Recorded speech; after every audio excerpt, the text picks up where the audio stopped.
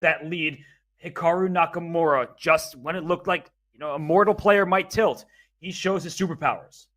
Hikaru showing some nasty and showing us another Queen's Gambit decline. If you're Hikaru, you're more than happy with a draw. Robert, 10.5 left. Magnus, he's the one who has to avoid panicking now. Where's his momentum gone?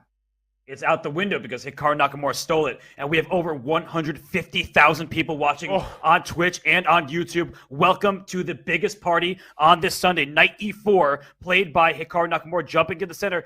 Danya, I feel like White doesn't really have much of anything here, but this is the Magnus type of position that you can try to grind Hikaru down in.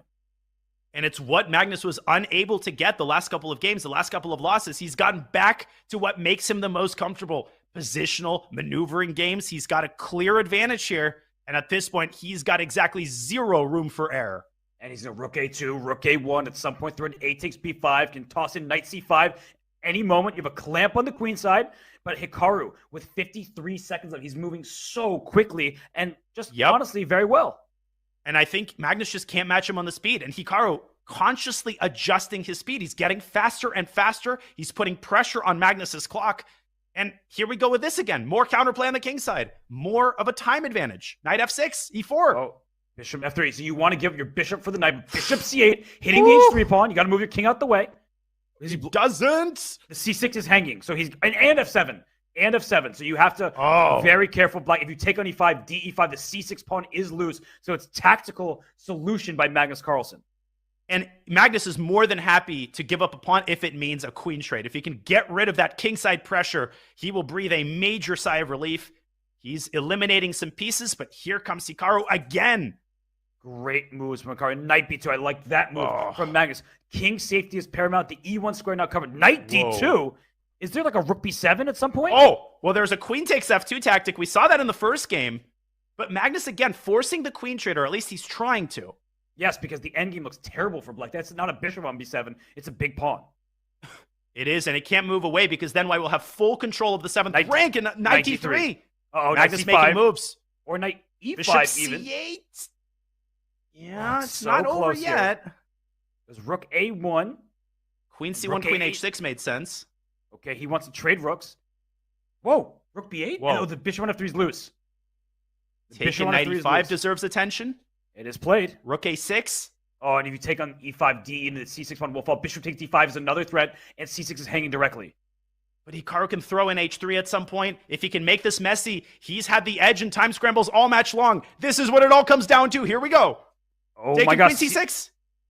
He goes queen c5. Look at that. He was knight c4, knight takes c6. Keeping more pieces on the board. He played queen, take on e4, so he played queen d5. He said takes right away. But there's perpetual ideas. I don't know if he can win this. Look at that knight and queen combo. But the queen a1, there's no more check after king h2, and the h4 is loose. If you have to trade queens, is it losing? Hikaru thought it was. Queen h4, take a pawn, bishop e4, but then the knight might slide to g4 when you're not paying attention. It's so easy to miss mate here. It's easy to miss a fork. It's easy to blunder a pawn, and if you do any of those things, you're not going to win. But look at that move, bishop e2 and g3, king g2, then push your b pawn. No checks available for Black. Twisting the knife is Magnus Carlsen and moving the pawn forward, keeping time on his clock. He should be able to win this game. Queen e6 is defending both. Queen e5 check. Oh, that's nasty. Where's the move? But Black's not threatening anything. He's going to go b7. But queen takes e2 and queen f4 check. Yes, that's huge. He's got to see it, does Magnus. He doesn't. It's okay. He moves his bishop, and then b7's unstoppable. Still totally winning, but you don't want to give Hikaru any added chances. Okay, so goes queen e4. He keeps attacking the knight. Like, just really precise play from Magnus, not pushing the pawn. And now b7. Queen e7. There's got to be a way to force promotion. Okay, this is simple. But Hikaru's going to waste some time off the match clock. And what that does is it forces Magnus basically to win the next game. Yes, it does. Don't take g. Oh, you can. There's no stalemate.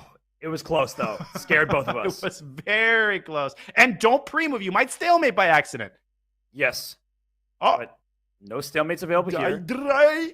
He's trying to find the quickest checkmate. He's trying to find the quickest checkmate. But you got time if you're Magnus. There's no need to do any crazy pre-moves. Queen At this point, you can pre-move queen c2. Yeah. Oh my gosh, we'll have 6 minutes remaining. Magnus. Oh my God. He can draw the next game, right? If he draws the next game, there still will be enough time, right? 6 minutes is